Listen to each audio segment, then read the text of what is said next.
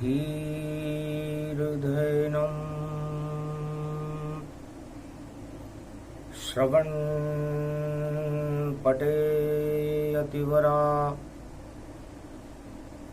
महावाक्य जनार्दन सच्चिदानंद त्वं शरणं ब्रजेश। यादवेन्द्रं दयादाता पुंडरीक्षा क्षीरसागर शयनम्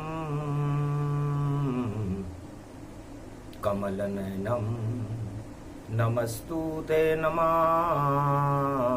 श्रीहरि। धैर्य से जिसको धारण किया जाता है,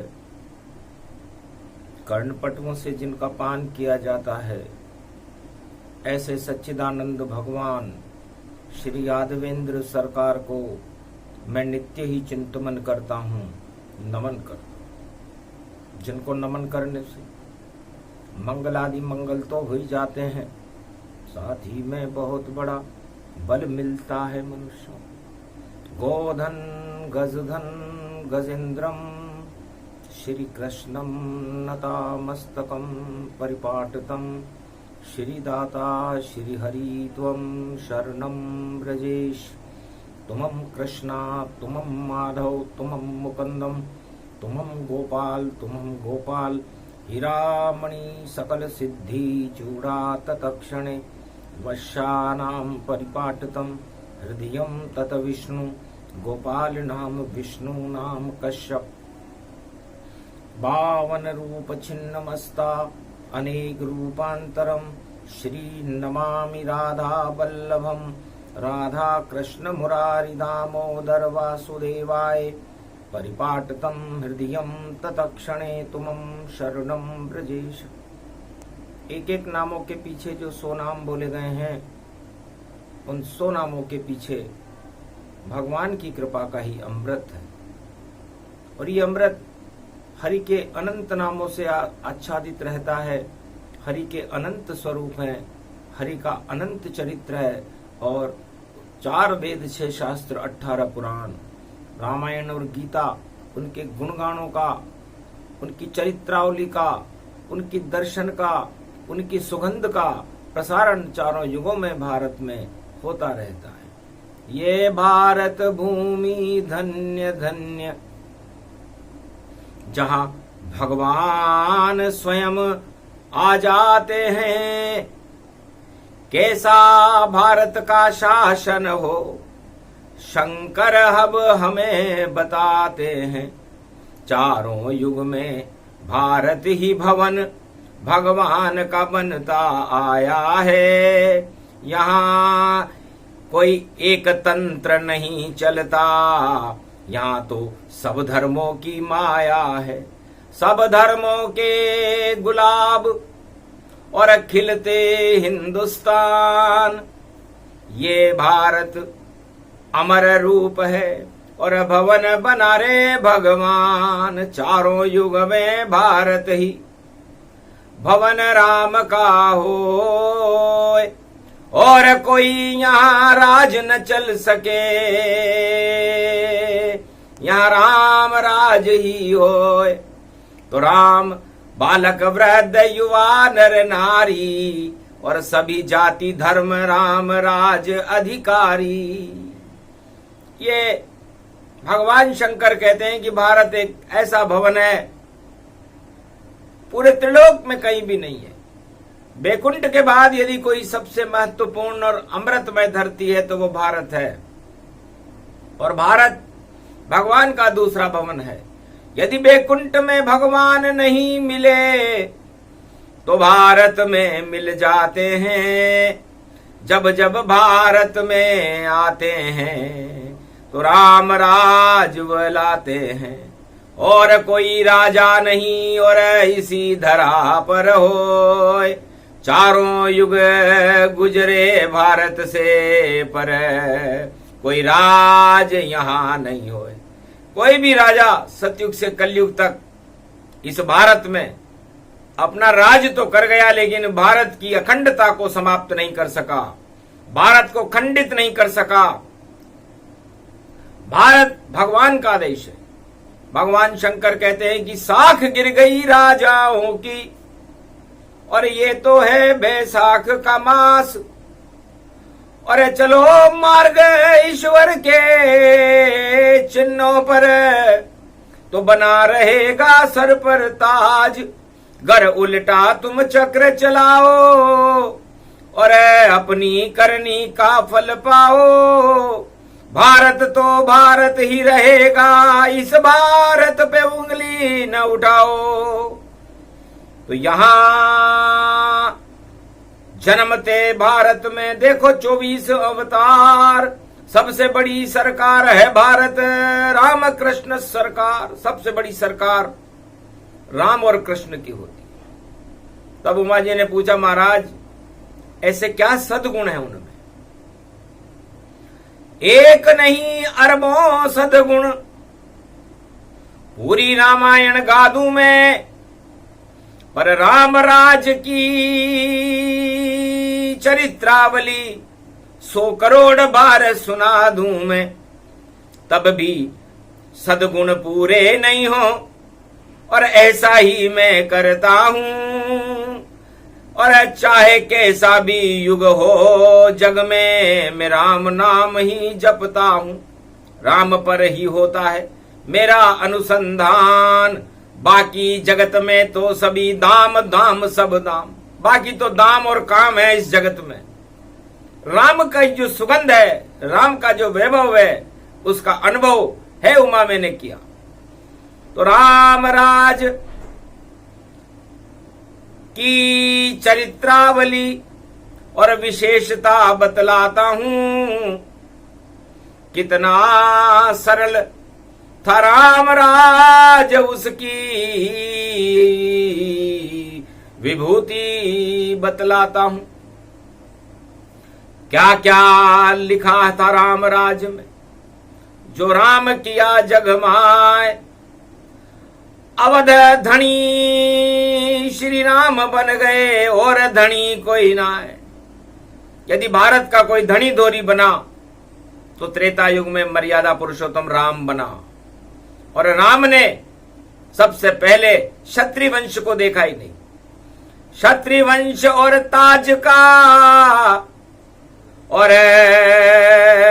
त्याग किया श्री राम। भारत की पिछड़ी जाति का किया राम उत्थान। जाति धर्म में नहीं फंसे और किया प्रजा कल्याण। जितने धर्म और जातियां और सब जपते राम का नाम। त्रेता युग में भारत की जनसंख्या 36 करोड़ थी। 36 जातियां थी भारत में। भगवान राम ने कभी नहीं कहा कि हम हिंदुस्तान को एक ऐसा देश बनाएंगे जो क्षत्रिय देश होगा और हमारी जाति श्रेष्ठ होगी और हम क्षत्रियवाद को सारे संसार में फैलाएंगे। कितना ऊंचा सोच राम का, कोई राजा ऐसा न सोच सके। जब राजा सत्ता में आता है तो अपने ऊपर गर्व करे। अरे क्यों करता है गर्व राजा नेरी, पृथ्वी काहू की ना रही। खाली हाथ आयो रे राजा, खाली हाथ गई। राजा नेरी काहे को करे रे गुमान। अरे झूठी शान पे क्यों बैठा है सत्ता नश्वर मान। ये तो भारत देश है नेरी, या सभी जाति धर्म सम्मान। राजा नेरी मत करे रे गुमान। जा जाने भी कियो घमंडवा, देखो राज खपायो। हिरणा कुछ भी मारियो जावे, रावण लंक खपायो। दुर्योधन भी मर मर पायो। कौरव वंश को नाश हो गयो जब द्वापर युग आयो। और कलियुग में तो अरबों राजा नाम गुमा कर जायो। यो तो भारत देश महान। अरे भारत को भारत ही रखो, यहाँ करो नहीं धर्म जाति गुणगान। अरे जितनी जाति जितने धर्म हैं सब में बसा लो राम, बोले कलयुग में शिव भगवान। भगवान शंकर कहते हैं कलयुग मौन राज समाप्ति। ये मौन राज बड़ा दुख देता है उमा। जब राजा दशरथ मौन हुए, कैकेयी के सामने मौन हुए थे, अयोध्या के चक्रवर्ती सम्राट दशरथ कि राम को वनवास दे नहीं सकता और तुम्हारे बिना रह नहीं सकता। तो सबसे प्रिय वस्तु दशरथ को दो ही वस्तुएं प्रिय थी, एक तो उनकी अर्धांगिनी कैकेयी जो अमेरिका की थी, बाणासुर की लड़की थी, पाश्चात्य देश की थी, और दूसरी प्रिय थे राम, जिन्होंने कहा था राम देत नहीं बनत गुसाई। पर जब 3 वरदान कैकेयी मांगे, ये वरदान ही प्रलोभन करते हैं और बड़े बड़े राजा महाराजा प्रलोभन में वचनों में फंसते हैं। तो फंस गए राजा दशरथ भी, और राम दिया रे वनवास। अवध चक्रवर्ती सम्राट का हो गया देखो नाश, अयोध्या का नाश हो गया। धर्म कर्म सब हुए विपरीता, जब से गए राम और सीता। तो उल्टे तबले हो गए उस अयोध्या के चक्रवर्ती सम्राट राजा दशरथ के। मौन बोल नहीं पाया वो कि वरदान दूं कि नहीं दूं। ये मौन राज समाप्त होने वाला, कल की अवतार अब आवेगा। और जब जब भी मौन हुआ राजा, वह राजा खुद पछतावेगा। अरे द्वापर युग में चलते हैं हम, जब साड़ी द्रौपदी खिंची हुई और राजनीति षड्यंत्र बनी और राजमहल में फंसी हुई। अखंड ब्रह्मचारी गंगा पुत्र, उससे पवित्र न कोई।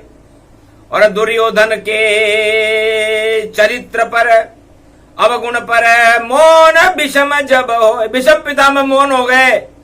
वह चाहते थे भारत के राजमहल में उसको चुप करा सकते थे दुर्योधन को, क्योंकि कौरव वंश की रक्षा का भार विषम पितामह पर था, जो महान योद्धा थे, गंगा के पुत्र थे, अखंड ब्रह्मचारी थे। लेकिन फंस गए कुरुवंश के मोह में और भूल गए सब ज्ञान। मौन हो गए विषम जब, तो आए कृष्ण भगवान। चीर बढ़ा दिया द्रौपदी और खिंचा नहीं वहां चीर, और मौन विषम का कारण बन गया महाभारत की लकीर। तो विषम पितामह मौन नहीं होते तो महाभारत नहीं होता, वहीं समाप्त कर देते वो कि क्यों खींचता है साड़ी दुर्योधन, तुझे सत्ता से बाहर मैं कर दूंगा। मैं भीष्म पिता परदादा हूं और मैं सबको दंड कड़ा दूंगा। पर बोल न पाए वचन और मोह फंसे गए भीष्म, और भीष्म का मौन कौरव वंश का और कर गया काम तमाम। और कलयुग में भी मौन है, और जितने राजा जान बाद में वो पछताएंगे कि सत्ता छूट गई जान। तो मौन सबसे खराब वस्तु है, मौन न रहना कोई। जो भी मौन हो चारों युग में उसकी सत्ता क्षय होए। तो ऐसा ही सब होता है। और मौन होए भगवान, पर राम तो राजा राम है जो करे प्रजा कल्याण। तो भारत में राज छोड़कर जाने वाला भगवान केवल राम था, वरना राज चारों युगों में कोई भी राजा नहीं छोड़ता। और उस राज को बचाने के लिए सारे राजा षड्यंत्र करते हैं, कोई सा भी युग हो। हिरण्यकश्यप ने भी बड़ा षड्यंत्र किया, और राजा रावण ने बड़ा षड्यंत्र किया, कौरव सरकार ने बड़ा षड्यंत्र किया, और भारत से भी बड़े बड़े राजा इस संसार से गुजर गए। सब षड्यंत्रकारी थे और ऐसे षड्यंत्र करते थे कि हमारी राज सत्ता सुरक्षित रहे। बड़े बड़े समझौते करते थे। लेकिन समझो उस भगवान को, उससे बड़ा न कोय, क्या समझौता करोगे सत्ता ही क्षय होय। तो मौन बुरी ये बला है, इसे हटाओ ताय, गर ये मौन नहीं हटे तो सत्ता ही छिन जाए, सियावर रामचंद्र संग। तो भगवान ने, राम ने सोचा, अवध से बाहर चले रघुराई, कोल की रात सब गले लगाई, केवट चरण पखारन लागे, और भाग भारत की प्रजा के जागे। हे युवराज राम युवराजा, और आज हमारे घर पर साजा। वो राजा, वो युवराज सभी धर्म और सभी जातियों के और सभी संतों से मिला। विप्रधेनु सुर संत हित लीन मनुज अवतार। तो राम राज्य जब आता है, जब हम सभी धर्मों का, सभी जातियों का सम्मान करते हैं और हमारे घमंड को त्याग करके, सत्ता को त्याग करके जंगल में प्रजा की सुध लेने के लिए जो राजा जाता है उसकी जय जयकार होती है। बाकी तो फूट जाता है रे भांडा भैया, भंडा फोड़ हो तत्काल। और जितने भी षड्यंत्र बनावे, सारे षड्यंत्र बेकार। रावण ने षड्यंत्र बनाया, रावण की लुट गई सरकार। और दुर्योधन षड्यंत्र फेल हुए, और देखो हो गया धर्मराज। और कलयुग में भी षड्यंत्र बड़े हैं, और हार जाए षड्यंत्र सरकार। जो भी यहाँ षड्यंत्र बनावे, सारे षड्यंत्र होए बेकार। क्योंकि ये तो भगवान का भवन है, यहाँ नहीं चलता षड्यंत्र, यहाँ तो चलते हैं भगवान और चलते हैं यहाँ मंत्र।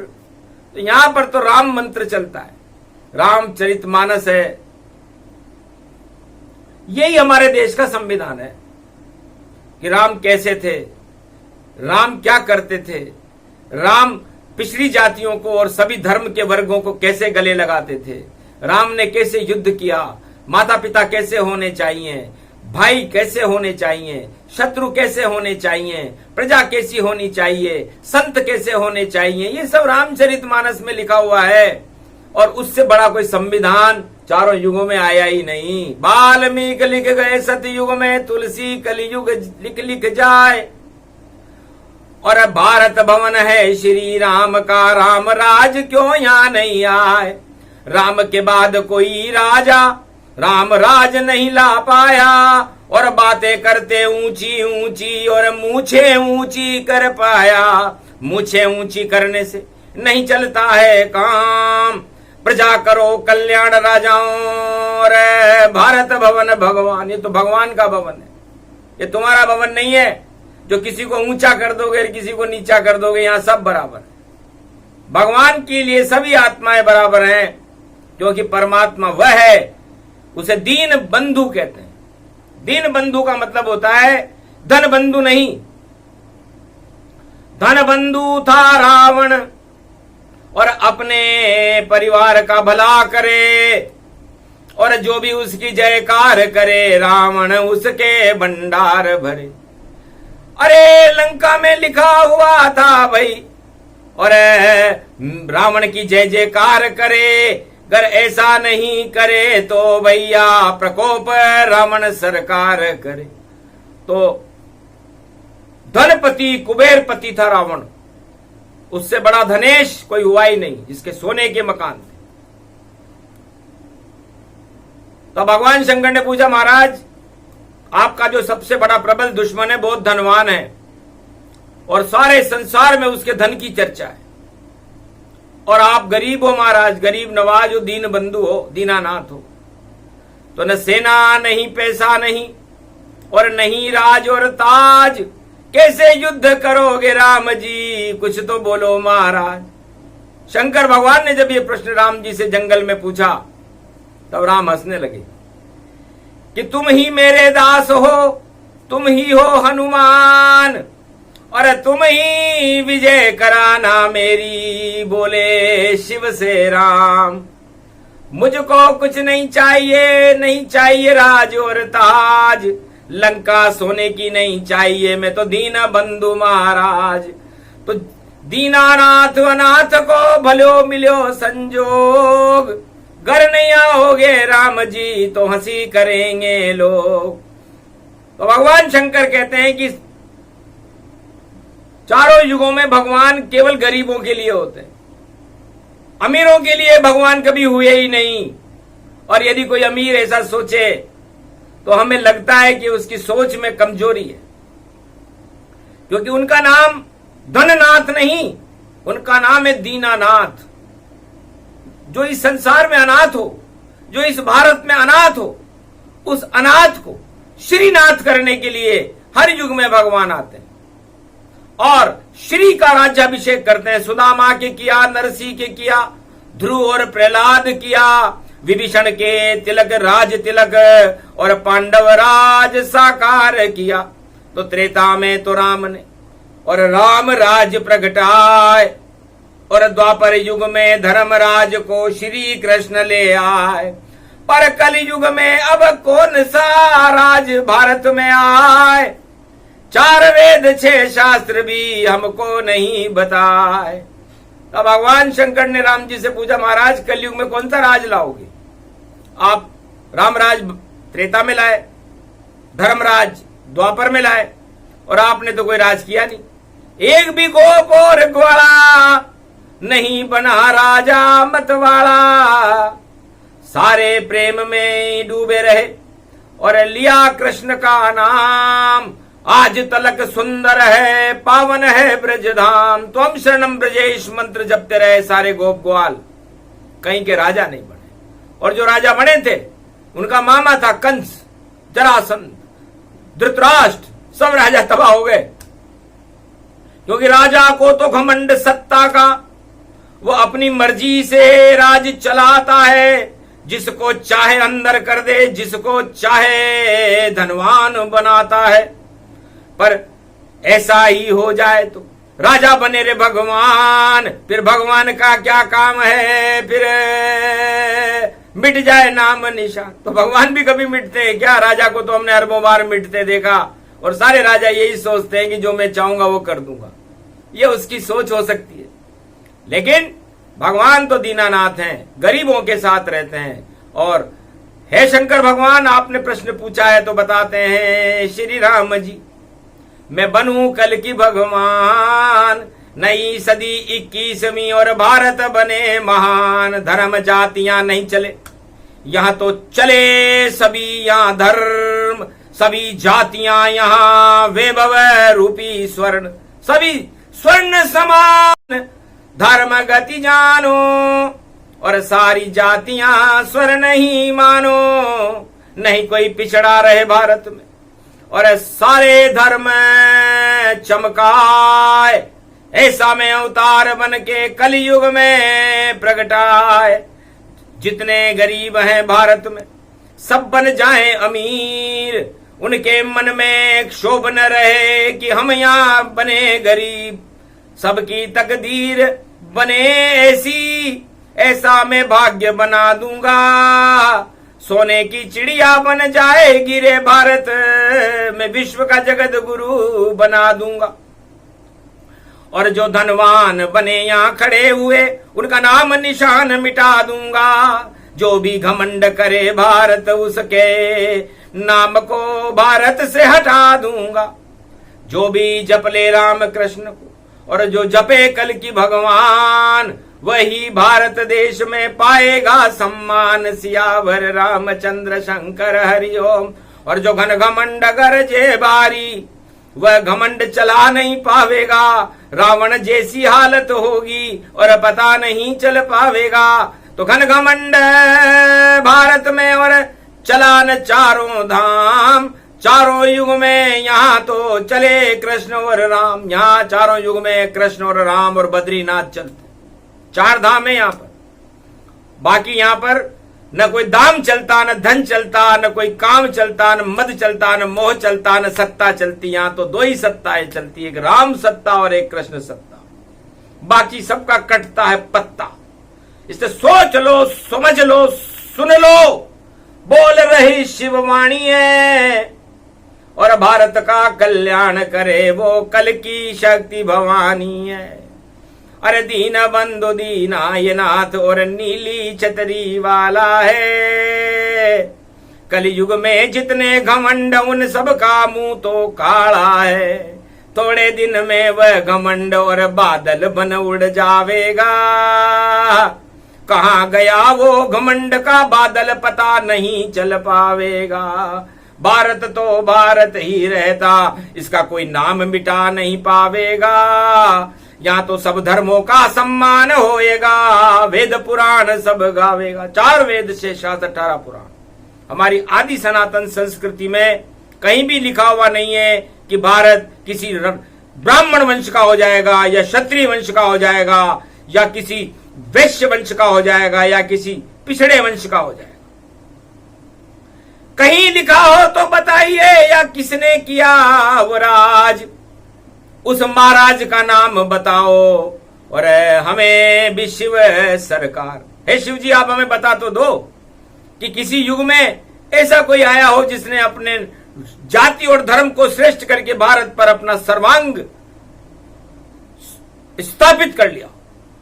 भारत तो सब धर्मों का और सभी जाति सम्मान, इस कारण भारत को कहते हम सब हिंदुस्तान। तो हिंदुस्तान किसे कहते? अरे ये हीन भावना क्यों लाते हो? ये तो रूप मलेच्छ बने, और जो हीन भावना हटा दे वह सब दरवेश बने। तो हिंदू का मतलब क्या होता है? जो हीन भावनाओं का दमन कर दे, और हीन भावनाओं का दमन करना ही हिंदू बनना है। अब हीनता किसे कहते हैं? सर्वश्रेष्ठ होता नहीं, और देखो जग में कोई हीन भावना हटा लो तो जग ही समर्थ होए। तो वह सब हिंदू जानिए जो दमन करे हीन भावना जान, और सभी हीन भावनाओं को हटाने कलयुग में आ रहे कल की भगवान। अब इसमें कौन सा विरोध है? जो जिस जाति का हो, जिस धर्म का हो, जिस भारत में रहता हो, तो वो पहले अपनी हीनता और मलिनता को तो हटाए। जब वह हीनता और मलिनता हटा लेगा तो फिर तो वह कर्महीन कैसे रहेगा? वह तो बल शक्तिवर्धक, धनवर्धक, ज्ञानवर्धक, पदवर्धक और गुरुत्व तत्वानि भूतानि गुरु कृपा च कलयुगे, और परहित सरिस धर्मे धर्म, और धर्म युग युग युगे युगे। परहित सरिस धर्म नहीं भाई, पर पीड़ा सम नहीं अदमाई। तो फिर वह सारे जाति और धर्म मिलकर के अपने पड़ोसी का, अपने परिवार का, अपने देश का और विदेश का भला करने के लिए संकल्प करते हैं। वहां न कोई जाति रहती, न कोई धर्म रहता। नदी की कोई जाति है क्या? और नाम तो हमने बहुत सुने, 108 नाम है गंगा के, लेकिन जब सागर में जाकर गंगा मिले तो पता नहीं चलता है कि गंगा सागर होए।